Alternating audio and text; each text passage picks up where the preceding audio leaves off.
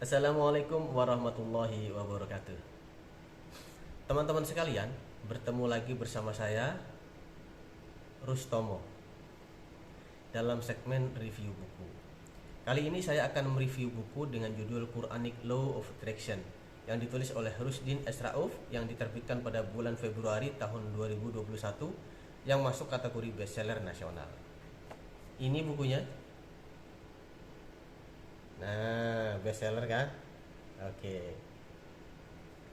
Nah, teman-teman sekalian, buku yang ada di tangan saya ini merupakan buku cetakan yang ke-9 yang dicetak pada awal tahun 2022 dan jumlah halamannya ada 244 halaman. Coba kita lihat. Nah, oke. Ini bukunya cetakan ke-9 2022 dan jumlah halamannya 244 halaman.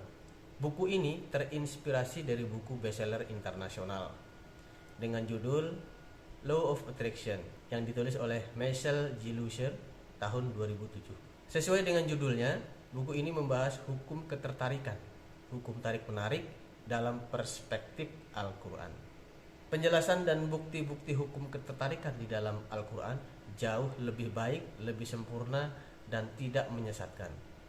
Al-Quran pun memandu kita untuk memanfaatkan hukum ketertarikan dengan sangat baik. Penulis mengajak para pembaca untuk mempelajarinya dalam buku ini tentang hukum ketertarikan yang sesuai dengan nilai-nilai Al-Quran agar tidak tersesat dalam menjalani hidup dan bisa menggapai kebahagiaan dunia dan akhirat. Teman-teman sekalian, segala sesuatu yang kita pikirkan dengan segenap perhatian, energi dan konsentrasi pikiran, baik hal yang negatif maupun yang positif, akan datang dan menjelma dalam kehidupan kita.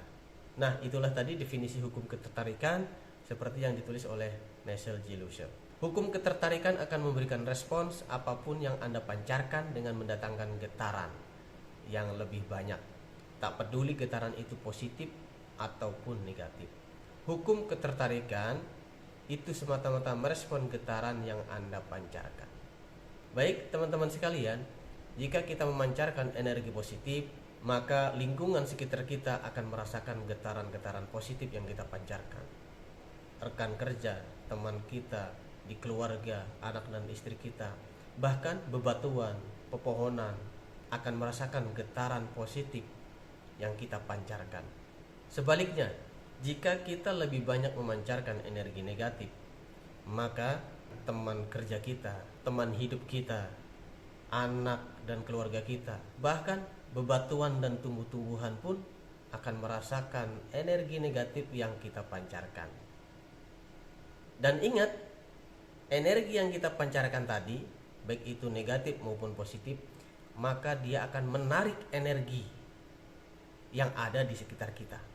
Jadi kalau energi negatif yang kita pancarkan, maka dia akan menarik energi negatif yang ada di sekitar kita. Melalui kekuatan hukum tarik-menarik, sesungguhnya Anda menarik apapun yang paling sering Anda pikirkan. Apakah Anda menginginkannya atau tidak? Jadi, jika Anda memikirkan tentang kehidupan yang tenang, damai, maka suasana itu akan hadir dalam kehidupan Anda. Sebaliknya, jika Anda memikirkan hal-hal yang tidak Anda sukai, maka yang akan hadir dalam kehidupan Anda berupa kesempitan, kesusahan, kesedihan, dan kesuraman masa depan. Sehingga Anda harus berhati-hati ketika memikirkan sesuatu dalam kehidupan. Tatkala Anda memikirkan bahwa hidup Anda tidak akan mungkin mencapai kesuksesan dan kebahagiaan karena mungkin dilahirkan dari keluarga miskin, alam sekitar akan merespon ucapan Anda. Karena tanpa sadar Anda mengundang energi negatif untuk memasuki alam bawah sadar Anda, sehingga hidup Anda pun tidak akan mengalami perubahan alias miskin terus menerus. Anda tidak menginginkannya, bukan? Penulis juga menyampaikan bahwa James Ray, salah satu seorang pemikir terkenal, memakai metafora menarik mengenai penggambaran hukum ketertarikan ini. Bayangkan, dunia ini seperti kisah lampu Aladin di dalam dongeng 1001 malam. Saat diri Anda membutuhkan sesuatu, tinggal menggosok lampunya, maka akan muncullah jin ajaib yang berkata kepada Anda, permintaan Tuhan adalah perintah untuk saya. Bayangkan alam semesta itu mengatakan hal tersebut pada Anda.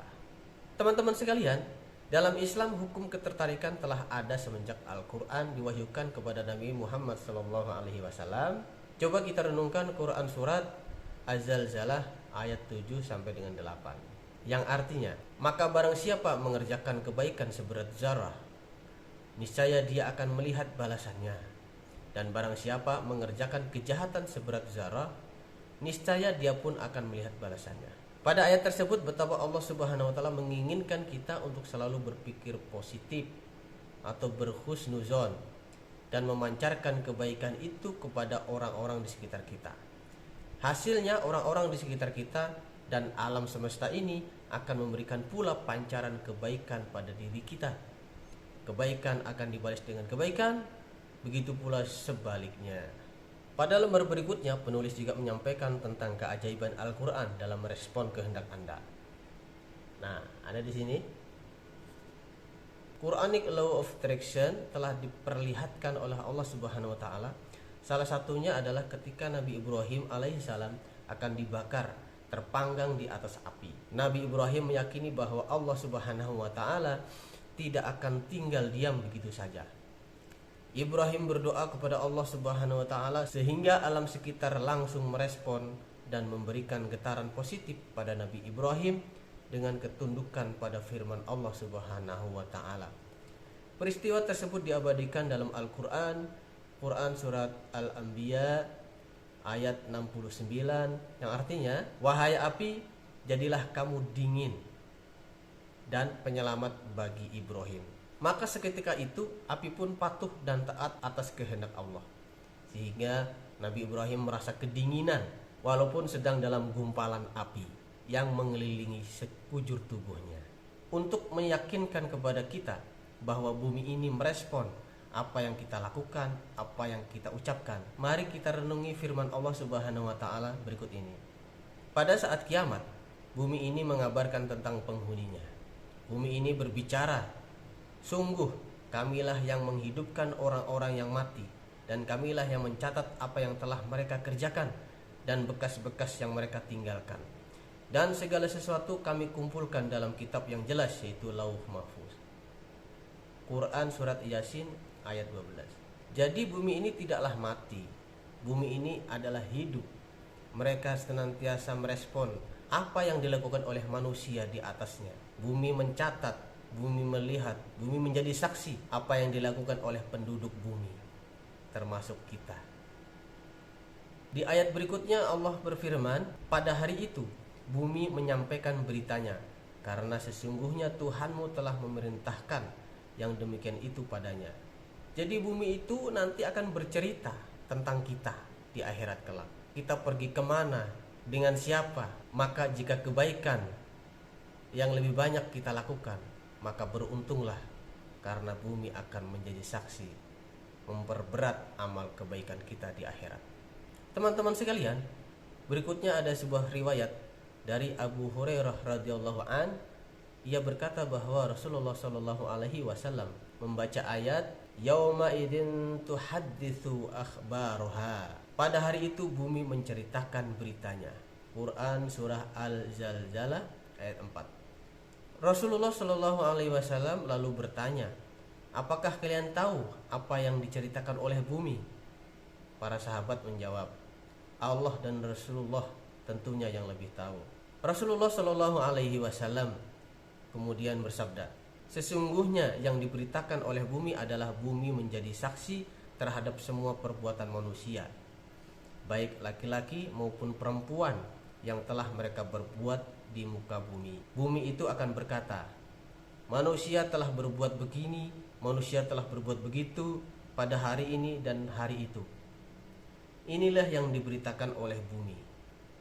Hadis riwayat Tirmizi nomor 2429. Selain alam semesta ini merespon apa yang kita ucapkan, apa yang kita lakukan, apa yang kita pikirkan, dalam diri kita, tubuh kita sendiri lebih merespon, lebih dekat dan menyatu dengan alam pikiran kita, dengan anggota tubuh kita. Teman-teman sekalian, kemudian bagaimana anggota tubuh kita ini merespon. Allah berfirman yang artinya, sehingga apabila mereka sampai ke neraka, pendengaran, penglihatan, dan kulit mereka menjadi saksi terhadap mereka tentang apa yang telah mereka kerjakan. Dan mereka berkata kepada kulit mereka, mengapa kamu menjadi saksi terhadap kami? Kulit mereka menjawab, Allah yang menjadikan segala sesuatu pandai berkata, telah menjadikan kami pandai pula berkata. Dan dialah Allah yang menciptakan kamu pada kali pertama, dan hanya padanya lah kamu dikembalikan. Mengapa Allah mengabarkan 3 anggota tubuh kita yang akan menjadi saksi kelak di akhirat? Pendengaran, penglihatan, dan kulit. Karena bisa jadi ketiga anggota tubuh itulah sebab musabab asal muasal bermulanya maksiat itu datang. Teman-teman sekalian, sebetulnya masih banyak bukti-bukti lain bahwa sesungguhnya alam semesta ini merespon atas apa yang kita perbuat, atas apa yang kita pikirkan, atas apa yang kita ucapkan. Sebagai contoh lain, misalnya dalam sebuah riwayat Rasulullah SAW pernah melalui sebuah kuburan, dan kemudian beliau mendengarkan bahwa seseorang yang di dalam kubur itu sedang disiksa oleh malaikat. Kemudian Rasulullah mengambil pelepah kurma dan menancapkannya di atas kuburan itu. Dan para sahabat bertanya, "Wahai Rasulullah, mengapa yang demikian itu engkau lakukan?" Rasulullah menjawab, "Semoga Allah meringankan siksanya selama pelepah kurma itu belum kering." Ini menunjukkan bahwa pepohonan itu juga berzikir. Mereka hidup, mereka bisa berdoa, dan mereka bisa bicara. Teman-teman sekalian, ada satu riwayat lagi yang ini oleh umat Islam harus diyakini akan terjadi di akhir zaman, yaitu bahwa ketika nanti terjadi perperangan antara umat Islam dan Yahudi, maka orang-orang Yahudi akan lari kocar-kacir, tunggang langgang. Mereka tidak memiliki tempat persembunyian, sehingga mereka bersembunyi. Ada yang sembunyi di balik batu, ada yang sembunyi di balik dinding, ada yang sembunyi di balik pepohonan. Namun semua itu akan berbicara. Dinding akan berbicara kepada umat muslim, "Wahai muslim, ini ada orang Yahudi sembunyi." Kemudian batu pun akan berbicara, Wahai orang Islam, ini ada orang Yahudi sedang sembunyi."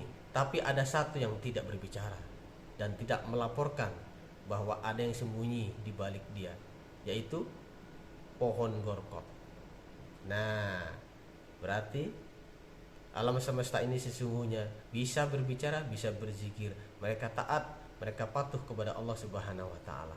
Mereka bisa merespon dari ucapan, dari pikiran, dari tindakan manusia. Teman-teman sekalian, baik demikian review buku kali ini.